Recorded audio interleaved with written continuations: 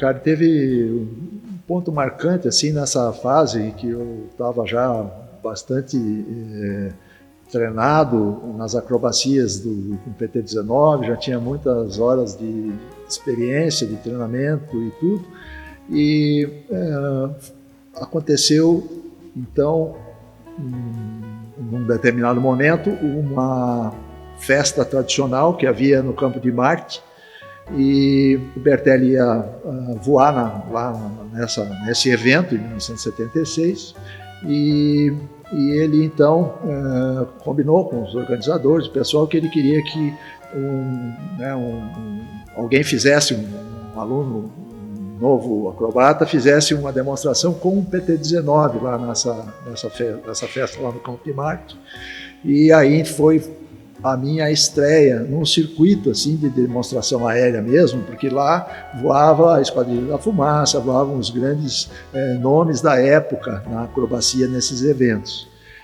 Então nós fizemos o Bertelli me chamou e falou: Fernando, você vai voar lá no Campo de Marte, fazer a demonstração, te prepara e tal. E nós tivemos que fazer um esquema, porque o avião não tinha rádio.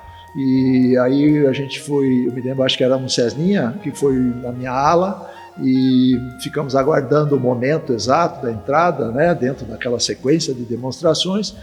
Foi a maneira que nós achamos. Aí o Cessninha chacoalhou a asa, dizendo que era a minha deixa para entrar no circuito. E eu fiz a minha demonstração, né? Tornou descendente inicialmente, com a sequência que eu tinha já bastante habilidade, e foi um grande sucesso na época, porque veio um PT-19 fazer esse tipo de acrobacias, explorando uma série de manobras, com rápido no topo, com uma sequência completa, terminando lá embaixo com um tornou a tempos e tal. Foi bacana, e para mim rendeu bastante, porque depois que posei lá, eu conheci muita gente, havia pessoal da aviação comercial, havia muitos entusiastas, inclusive o Eduardo Barbosa, que era um comandante da Varig na época, muito entusiasmado também com a parte acrobática e tudo mais. Então esse foi um ponto também, e a partir dali eu realmente comecei a ser reconhecido como um dos participantes daquela época do show, né? das demonstrações. Isso me rendeu bastante, porque eu consegui mais alunos e tudo, e também na sequência, no ano seguinte, em 1977, um convite na época comandante, né, porque ele era militar, o Luiz Fernando Portugal Mota, né, que era um integrante da Esquadrilha da Fumaça, um dos grandes isolados da época, no tempo de T-6, e que havia comprado no leilão de 1976 dos T-6, foram leiloados pela FAB, 2 aviões. E esses para fazer uma esquadrilha chamada Dragões do Ar. E em função dessa e do conhecimento que eu já tinha ali com o pessoal da Fumaça, porque o Braga e o pessoal mais chegado lá muitas vezes ia a Rio Claro por causa do Bertelli e tudo mais, o Portugal Mota acabou me chamando, me consultando se eu queria participar como piloto da esquadrilha dos Dragões do Ar. Inclusive ele me daria o curso completo do T-6, o que para mim, né, foi uma grande honra e uma oportunidade incrível, porque o avião era um avião militar fantástico, né, como é até hoje, e um grande treinador de pilotos, e que não havia, na época, pilotos civis voando o T-6, só os ex-militares e os militares. Então eu fui um dos primeiros pilotos civis no Brasil a receber um treinamento para poder voar o T-6. Isso aconteceu lá no ano de 77, em Nova Iguaçu. Foi uma época também muito bacana. Eu fiquei lá baseado, aprendi ground school, toda a parte de cockpit time, aí cheque de olhos vendados, para começar então os treinamentos de voo na nacelle traseira, toda a parte de operação do avião, depois a parte de navegação, parte de acrobacia na sequência, e depois voos em ala, né?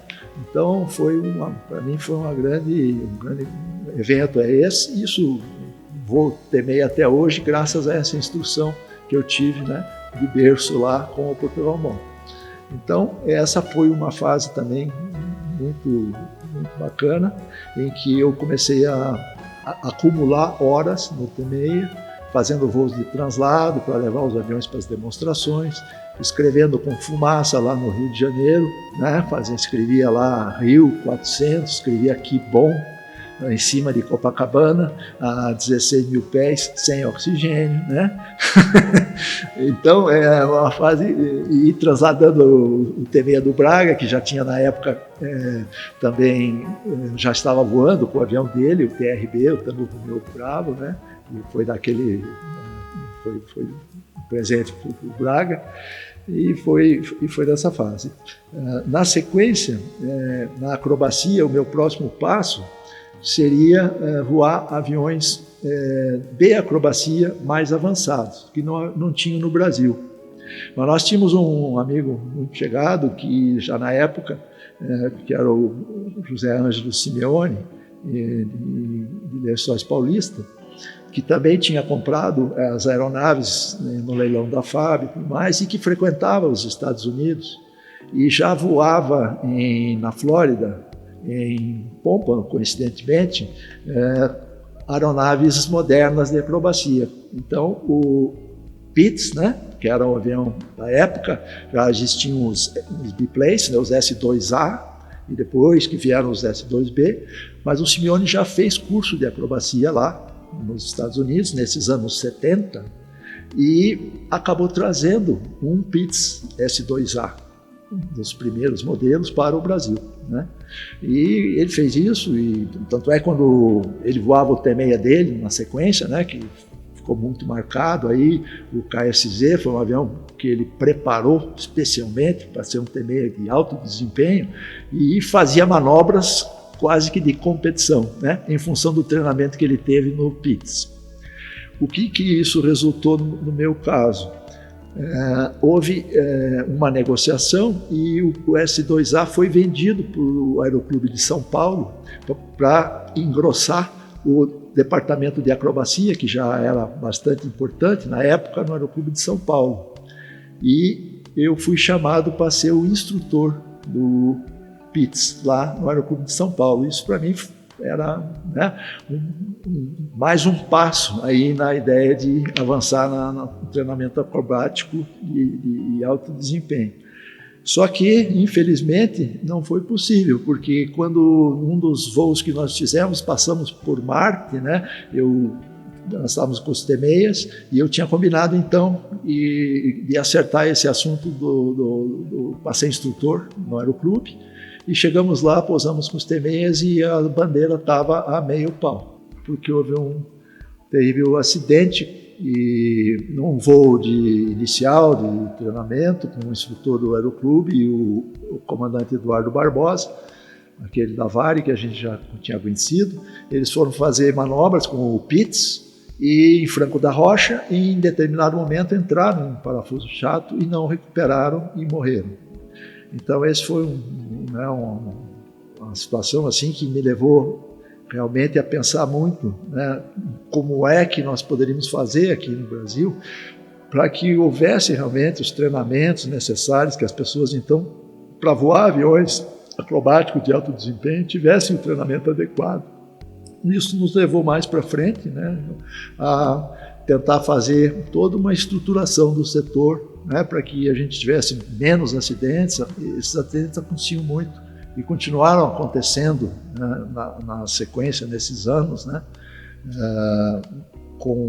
inclusive com a morte do Simeone mais para frente, com a morte do Jonas, né, que também fazendo acrobacia de Cessna Aerobat, e uma sequência que nós tivemos. Eu, na minha vida, né, me lembro de muita gente, o Carlos Eduardo Montenegro e muita gente que se foi fazendo manobras acrobáticas, e talvez a gente, né, tivesse um caminho melhor para fazer com que os entusiastas dessa modalidade pudessem, então, ter um treinamento e evitar, né, que esses acidentes acontecessem, né? Beccari, essa fase em que eu já tinha, né, as marcas, inclusive dentro daquele meu plano, lá daquele inicial de ser um piloto de prova, porque eu já era um acrobata, já tinha minhas carteiras de piloto, já tinha feito engenharia, já estava com o francês e o inglês, mas eu acabei, né, em função de um fato bem mais importante, mudando um pouco os rumos nessa fase lá, né? E foi quando a gente morava em Rio Claro, eu já estava casado, e tivemos a grata notícia de que a Maria Helena estava esperando criança, estava grávida. E na sequência, mais uns meses, nós descobrimos que iríamos ser gêmeos. Então, isso não cabia aí mais dentro do orçamento de um instrutor de acrobacias que era um itinerante de aeroclube por aeroclube, e eu então tive que chacoalhar a poeira do diploma e procurar, né, dentro da engenharia naquele momento, um respaldo aí para ter as condições financeiras para suportar essa mudança na vida. E acabei, então, a minha estada lá em Rio Claro, e lá pelo ano de 1978, eu retornei para Curitiba e fui procurar emprego na engenharia. E acabei sendo contratado numa empresa chamada Britânia Eletrodomésticos para ser um engenheiro mecânico lá. E consegui, então, ter a condição financeira para acompanhar essa fase, então, com o nascimento das crianças e isso tudo mais, né? E, inclusive, foi muito bem, né, dentro dessa empresa, e havia convite, então, para ascender profissionalmente dentro da companhia, convidado pelo presidente e tal. Mas eu lá dentro, né, não conseguia tirar da cabeça, né, a aviação de jeito nenhum, e comecei então um plano alternativo. E foi pela primeira vez que eu pensei em ser um piloto de linha aérea, porque seria uma maneira de, inicialmente, né, na minha ignorância, eu achava que era melhor estar dentro de um escritório voador do que dentro de um escritório da fábrica lá de plástico, trabalhando com as injetoras de plástico lá na Britânia. E comecei então a estudar e tentar me preparar para uma eventual chamada. E aconteceram. Essas chamadas naquela época, em 1978, aconteceu uma chamada pela Universidade de Brasília, que tinha sido contratada para fazer uma prova para candidatos a piloto da Transbrasil. Eu não tinha nenhum acesso, mas consegui, através de um conhecido que era um tio meu, um acesso à Sadia, e consegui um formulário para fazer uma proposta para tentar disputar essa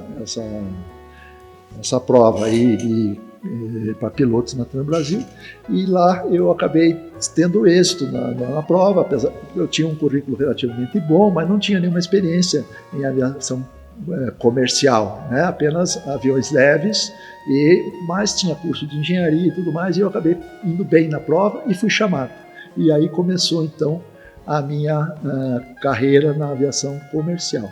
E foi então que eu descobri, né, que realmente o voo mais exigente não é o do piloto militar, o do piloto acrobático, é o do piloto de linha aérea. Esse sim é o cara que tem que conseguir vender esse peixe e botar gente lá dentro e transportar essas pessoas de A para B com toda a segurança, de uma forma que esses passageiros não sintam nenhum desconforto no voo e tirando a maior eficiência possível do avião. Esse cara, sim, precisa ser um grande piloto. Tem que voar muito fino, tem que ter um planejamento fantástico, né? Tem que ter um conhecimento vasto.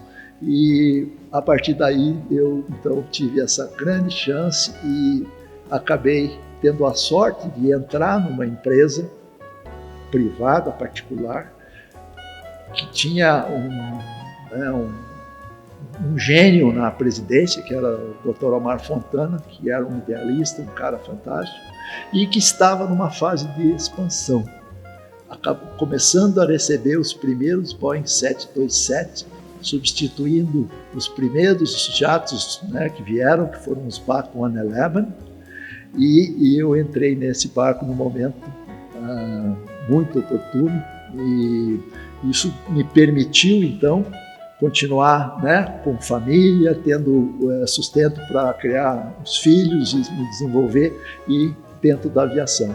E, paralelamente, continuar atuando na aviação esportiva e na aviação geral, né, voando ainda vários aviões e, inclusive, fazendo demonstrações acrobáticas ao longo do tempo. Então foi um ponto, né, de virada. Então o meu plano inicial de ser um piloto de prova acabou, né, me levando então à aviação comercial e a voar então os primeiros jatos, aeronaves pesadas, né, e que você pode então utilizar, né, da maneira mais marcante o grande desafio que é o gerenciamento de energia, né, para poder ter voo eficiente em aviões de grande porte, né? Nesse evento, né, quando iniciamos então essa parte da aviação comercial e o ingresso na Transbrasil, após uma breve passagem por Brasília, porque o curso Ground School do 727 na Transbrasil foi lá em Brasília. E fomos, inclusive, com as crianças bem pequenas para lá. Ficamos no apartamento de um amigo nosso, o Ivan, já falecido, e enquanto eu fazia o curso lá, e na sequência nos estabelecemos em São Paulo. E isso permitiu, né, que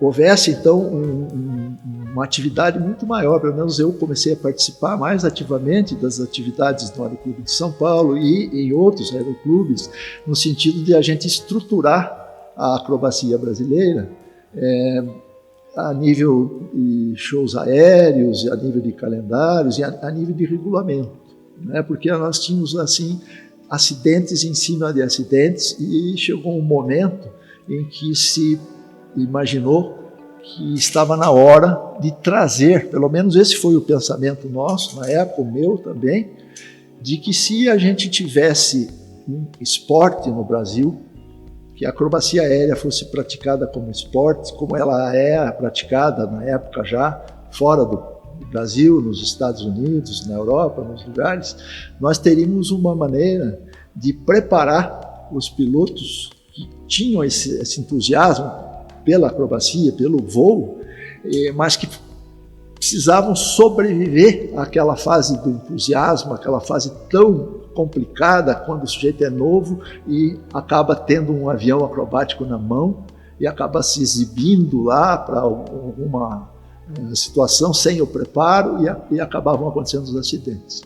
Então essa foi a nossa ideia na época, e já no Aeroclube de São Paulo a gente conseguiu no departamento estruturar os primeiros campeonatos com algum tipo de regulamento. Uma das primeiras providências nesse aspecto de estruturar foi a gente tomou conhecimento da existência de um livro vermelho que chamava-se Código AREST, que era a maneira como se havia padronizado a descrição das manobras acrobáticas internacionalmente, né? Ele foi escrito por um espanhol e ele é um álbum com números e figuras representando todas as manobras possíveis de serem desenhadas no céu, fazendo acrobacia, e de maneira que seria possível fazer sequências de manobras descritas através do uso do código AREST.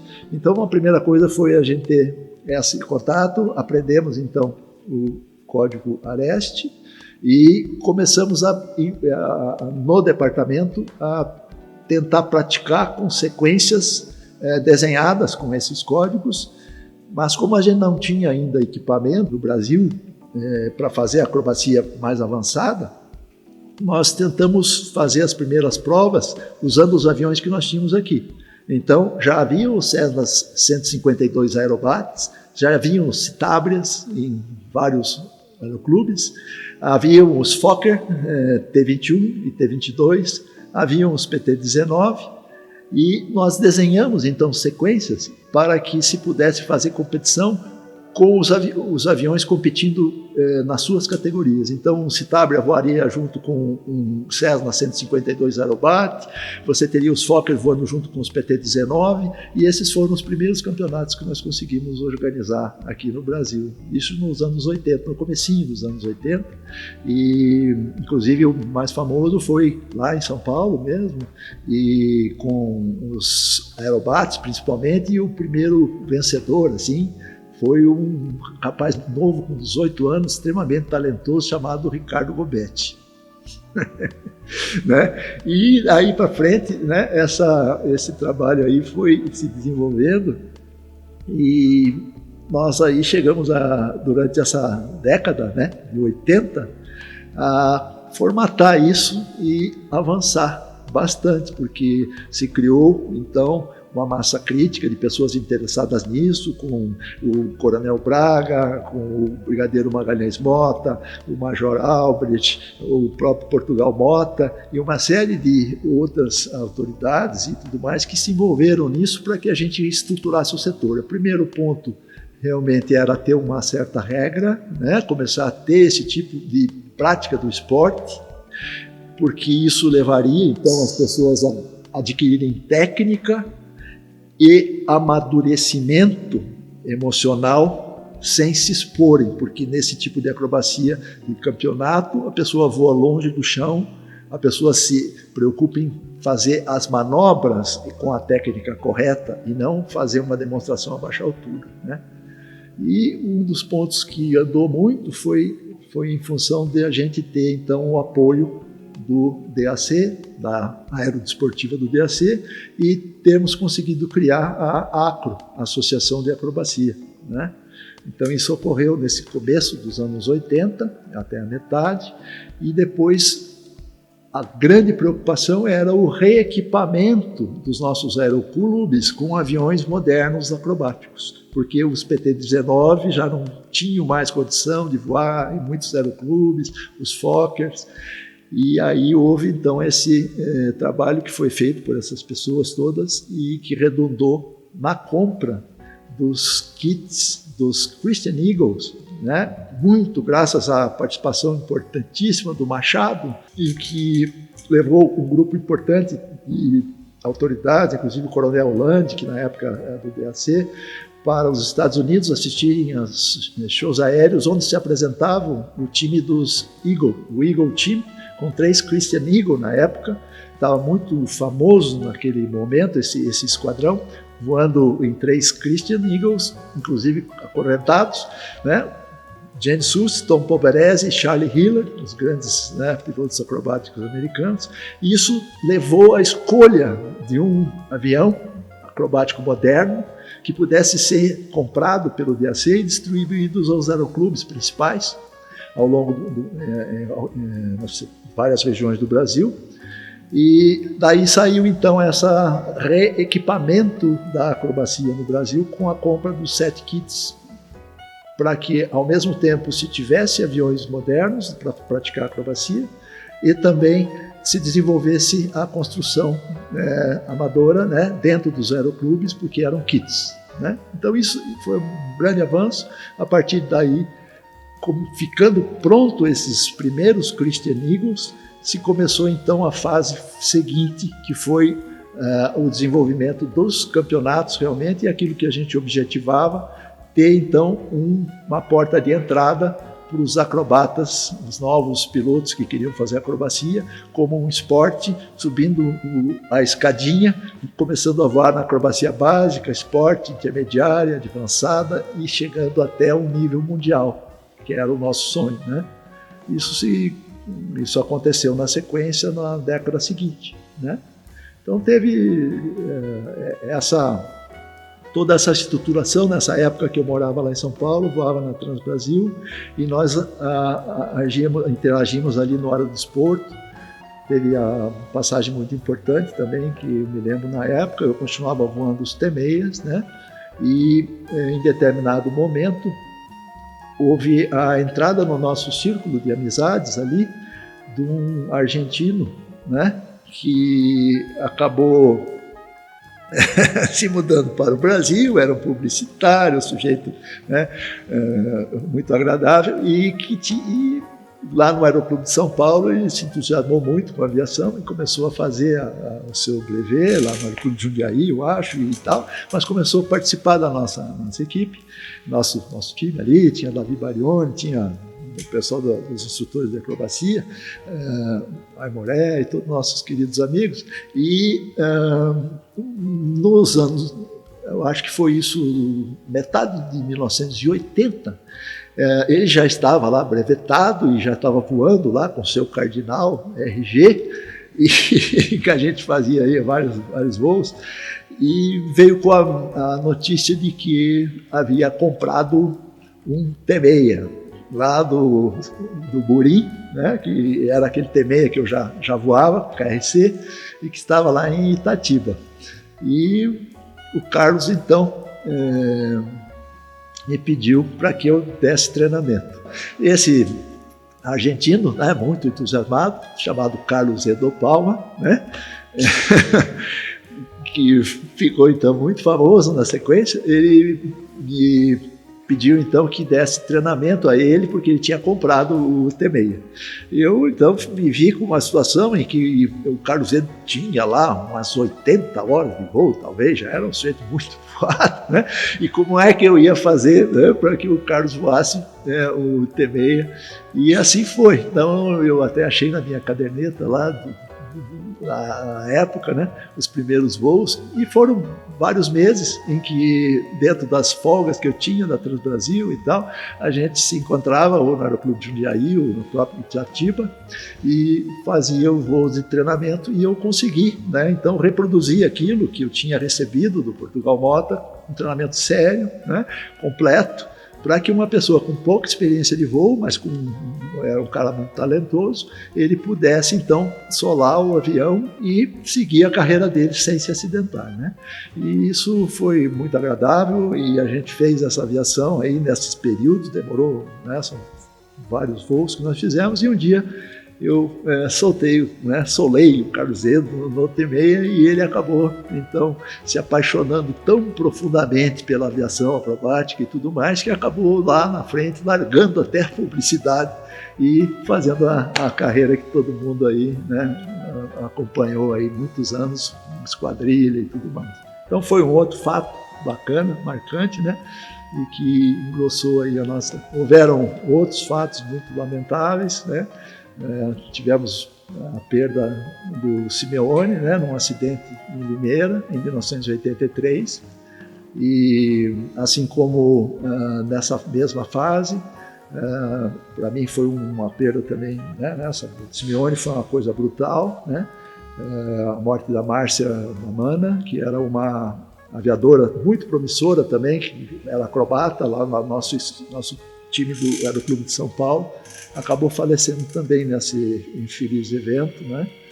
E isso tudo referendando, né, a importância de a gente conseguir ter mesmo uma estrutura para evitar ou tentar mitigar esses riscos, né, da acrobacia de demonstração, em que a pessoa pudesse se desenvolver tecnicamente a ponto de, quando for fazer voo de demonstração, não conseguir mitigar esses riscos. Outro situação também que eu me lembro que foi muito crítica para mim, e que a gente era muito chegado, foi a Carlos Eduardo Montenegro, né, que era um grande amigo, e a gente teve uma aproximação grande porque ele queria fabricar, né, um avião acrobático lá na fazenda dele, acho que era em Bocaina, e o Silvio de Oliveira, então, fez um projeto, né, para fazer uma réplica do Beaker. E eu, como tinha, né, esse é um caso também que eu não contei, mas o meu pai, quando faleceu, ele tinha comprado um Beaker lá no Rio Grande do Sul, que era o Tango Eco Yankee, e estava na fase final de montagem, o Bicker, porque ele teve que reformar, o Bicker tinha sido acidentado e tal, lá no hangar dele, lá na época do táxi aéreo, e isso era uma coisa que era para mim assim um menino vendo aquele avião acrobático ser montado lá no hangar e tudo. E quando meu pai faleceu, o avião não estava pronto, estava montado, mas aí acabou sendo arrolado na falência, foi para depósito judicial, e foi uma tristeza muito grande para mim saber que aquele Bicker, que era um avião assim icônico, né, já na época estava perdido, estava num depósito judicial e eu não tinha condição de tê-lo de volta. E nessa convivência lá em Rio Claro, com Bertelli e tudo mais, e com a doutora Adelaide, que era advogada, eles aventaram a possibilidade, mas Fernando, nós temos, de alguma maneira, nós podemos tentar reaver esse avião. E a doutora, então, fez um trabalho lá, uma petição ao juiz encarregado lá dessa massa falida, usando o nome do Bertelli, dizendo que aquela aeronave ela era muito importante, que se ela fosse voada pelo Alberto Bertelli e que ela ia se perder, né, num depósito. E aí nós conseguimos substituir por um valor. Foi muito difícil fazer essa avaliação e colocar o dinheiro e tirar o avião, mas foi possível graças à ajuda do Bertelli e da doutora Adelaide. E eu então recuperei esse Bicker, que é uma saga, que eu tenho esse avião até hoje, e que começou essa saga nesse evento, né? E por que eu me lembrei? Porque esse avião estava desmontado, era um Bicker alemão original, número de série 899, perfeito a nível de estrutura, evidente, né? E que poderia ser recuperado. Então, o Montenegro me pediu emprestado a fuselagem e a cabana e outras partes do Bicker para fazer a réplica que eles queriam fazer lá na fazenda dele. E isso aconteceu, várias modificações, que o Silvio projetou uma cabana diferente, um estabilizador horizontal e um profundor maiores, porque ele já queria um avião com motor 200, com hélice de passo variável, e esse avião ficou pronto. E o Montenegro ficou muito feliz de ter o avião voando e tudo mais, mas infelizmente, né, na sequência disso, existia um mecânico, Edson Widmer, um rapaz fantástico, que era de Rio Claro e que ajudou muito na construção do ZMO, que era esse avião, essa réplica do Bicker lá em Bocaina. E nós tínhamos combinado, então, que quando terminasse o Bicker, eu iria refazer o meu. E o Edson Widmer seria o mecânico que ia fazer. Então eu aluguei um barracão lá em Rio Claro e estávamos reconstruindo o meu avião com Edson Widmer, e o Montenegro estava com o dele operacional e voando. Dessa história, eu estava em Seattle fazendo treinamento com o Boeing, e eu recebi a triste notícia, né, trágica, de que havia havido um acidente em Rio Claro e que haviam falecido o Carlos Eduardo Montenegro e o Edson Widmer, meu mecânico, fazendo um voo lá de Comanche. O Montenegro tinha um Comanche e eles fizeram lá uma manobra e acabaram morrendo lá num acidente em Rio Claro. Isso foi uma grande tragédia também nessa época, em 83.